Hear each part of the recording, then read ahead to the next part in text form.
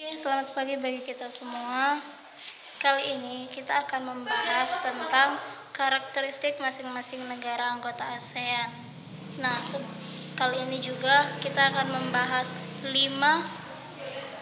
anggota ASEAN, yaitu yang pertama Indonesia.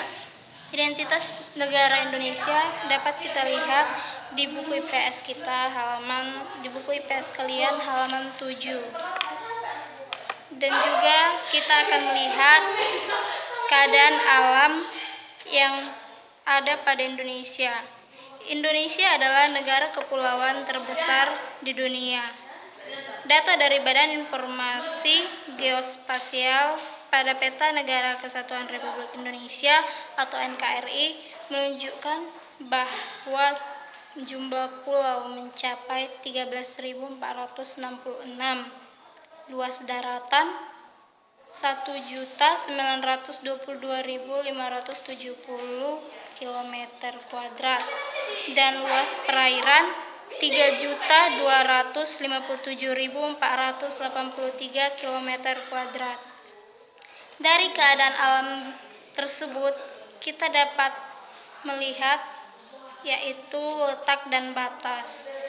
Indonesia terletak di antara 95 derajat bujur timur sampai 141 derajat bujur timur dan antara 6 derajat lintang utara sampai 11 derajat lintang selatan, dan persilangan 2 benua dan 2 samudra. Kemudian iklim. Iklim adalah kondisi rata-rata cuaca berdasarkan waktu yang panjang untuk suatu lokasi tertentu. Kemudian bentang alam. Permukaan bumi memiliki perbedaan ketinggian secara vertikal yang disebut relief. Indonesia memiliki relief yang beraneka ragam bentuknya. Beberapa relief daratan di Indonesia antara lain pegunungan. Indonesia memiliki 2 deretan pegunungan besar, yaitu Sirkum Pasifik melalui Sulawesi, Maluku, Irian, dan Halmahera. Kemudian dataran tinggi. Beberapa dataran tinggi di Indonesia yang terkenal antara lain Dataran Tinggi Dieng, Dataran Tinggi Malang, dan Dataran Tinggi Bandung. Kemudian ada juga dataran rendah. Dataran rendah adalah bagian permukaan bumi yang tanahnya hampir rata. Ketinggiannya 0 sampai 200 meter dari permukaan air laut. Kemudian yang merupakan keadaan alam yaitu keadaan perairan. Perairan merupakan bagian terbesar dari luas wilayah Indonesia yang meliputi laut, sungai, danau, dan air tanah. Indonesia juga memiliki identitas yaitu penduduk. Seperti yang kita ketahui, penduduk adalah individu atau sekumpulan individu yang bertempat tinggal di suatu wilayah sesuai dengan ketentuan hukum yang berlaku. Kemudian identitas yang selanjutnya dari Indonesia dapat kita lihat dari perekonomiannya. Laporan perkembangan ekonomi dunia dari IMF atau International Monetary Fund menunjukkan bahwa pertumbuhan ekonomi Indonesia mencapai 4% pada tahun 2013. Dan identitas yang selanjutnya dapat dilihat dari sumber daya alam. Sumber daya alam Indonesia terutama berupa hasil tambang, pertanian, dan bahan baku industri. Kemudian identitas yang selanjutnya dapat kita lihat yaitu kerjasama. Kerjasama adalah lebih merujuk kepada seseorang atau sekelompok yang lebih besar bekerja sama dengan memiliki tujuan yang sama. Dapat kita lihat kerjasama yang dilakukan oleh Indonesia berlangsung secara bilateral, regional, dan multilateral. Kemudian negara yang kedua yang merupakan negara ASEAN yaitu Brunei Darussalam. Dapat kita lihat di halaman 14 identitas negara Brunei Darussalam. Seperti yang tadi, negara Brunei Darussalam itu memiliki identitas Dapat juga dilihat dari keadaan alamnya, iklimnya, jumlah penduduknya, perekonomian, sumber daya alam, dan kerjasama. Kemudian negara ketiga yang merupakan negara ASEAN yaitu Filipina. Dapat kita lihat di halaman 17, identitas negara Filipina. Keadaan alam identitas negara Filipina yang tadi juga dapat kita lihat dari keadaan alam. Keadaan alam ini seperti yang pertama letak dan batas negara, kemudian iklimnya, kemudian bentang alam dan penduduk, kemudian identitas negara Filipina juga dapat kita lihat dari perekonomiannya. Pada umumnya rakyat Filipina masih banyak mengandalkan bidang pertanian, namun seiring kemajuan teknologi dan kemampuan sumber daya manusia, telah terjadi pergeseran yang tercermin dan dari meningkatnya pendapatan dari sektor industri. Kemudian identitas negara Filipina dapat juga kita lihat dari sumber daya alamnya. Sumber daya alam yang terdapat di Filipina antara lain kayu, minyak bumi, nikel, kobalt, perak, emas, dan perunggu. Kemudian kerjasama. Filipina dan Indonesia telah lama menjalin hubungan perdagangan. Indonesia banyak mengekspor minyak bumi mentah, biji besi, baja, dan aluminium. Sementara itu, Filipina mengekspor gula, kopra, dan hasil pertanian dan perkebunan lain ke Indonesia. Negara yang keempat yaitu negara Kamboja. Dapat kita lihat di halaman 20, identitas negara Kamboja.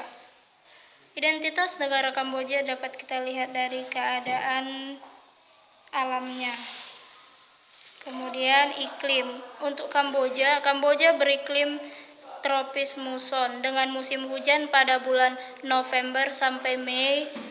Iklim ini dipengaruhi iklim muson timur laut sehingga dalam bulan Januari sebagian besar daerahnya menerima curah hujan kurang dari 50 mm tiap bulan.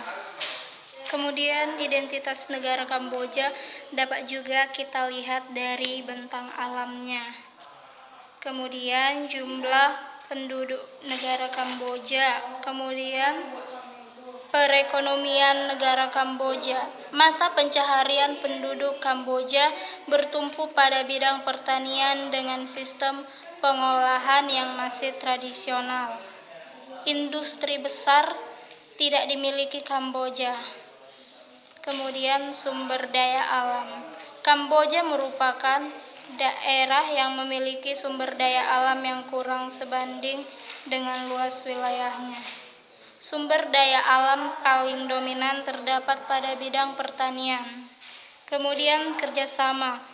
Saat ini kerjasama yang diikuti oleh Kamboja yaitu melalui badan-badan PBB seperti ILO, UNESCO, WHO, serta forum kerja sama lain yang dilakukan dengan suatu negara atau bilateral dan organisasi internasional dalam kawasan regional ataupun internasional. Kemudian negara yang kelima yang merupakan negara-negara ASEAN yaitu Laos. Dapat kita lihat identitas negara Laos di halaman 23.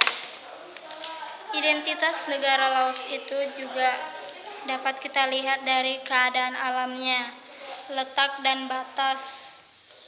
Letak astronomis Laos 14 derajat lintang utara sampai 22 derajat lintang utara dan 100 derajat bujur timur sampai 107 derajat bujur timur dengan batas-batas sebagai berikut.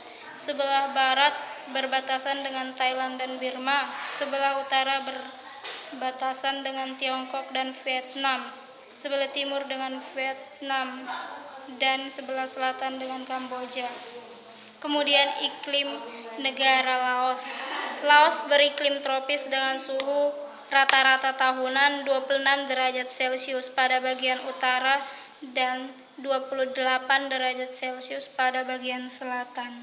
Laos memiliki 3 musim, yaitu musim hujan yang panas, kedua musim kemarau yang sejuk, ketiga musim pancaroba yang kering dan panas. Kemudian identitas negara Laos dapat juga kita lihat dari bentang alam. Kemudian identitas Laos itu kita lihat juga dari penduduk.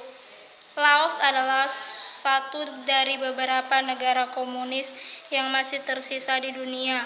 Sejak jatuhnya Uni Soviet pada tahun 1991, Laos tetap bertahan dengan paham komunisme sambil berupaya menyesuaikan diri dengan perubahan politik dunia yang cepat. Jumlah penduduk negara Laos bila dibandingkan beberapa negara ASEAN termasuk yang paling kecil. Penduduk Laos tahun 2015 berjumlah 6,9 juta jiwa dengan pertumbuhan minus 0,3% per tahun. Kurang lebih 50% penduduknya memeluk agama Konghucu, 34% menganut kepercayaan suku, 2% Kristen, dan lain-lain mencapai 6%. Dapat juga kita lihat identitas Laos dari perekonomiannya. Pertanian merupakan kegiatan ekonomi utama yang menyerap lebih dari 72% tenaga kerja. Kemudian identitas selanjutnya dari negara Laos dapat kita lihat dari sumber daya alam. Sumber daya hutan di Laos telah mengalami penurunan secara signifikan. Diperkirakan Laos tinggal memiliki luasan hutan lebih kurang 130.000 km².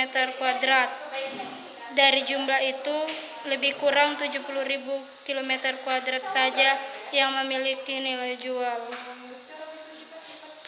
Kemudian, identitas selanjutnya dari Laos dapat kita lihat dari kerjasamanya. Laos banyak melakukan kerjasama yang berkaitan dengan kegiatan ekonomi seperti ekspor dan impor.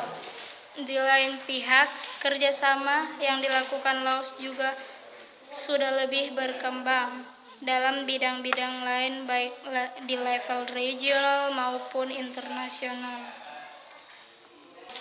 Baiklah, sekian dari penjelasan saya tadi dari 5 negara-negara ASEAN. Miss berharap kalian juga tetap mempelajarinya dari rumah. Tetap semangat, salam sehat untuk kita.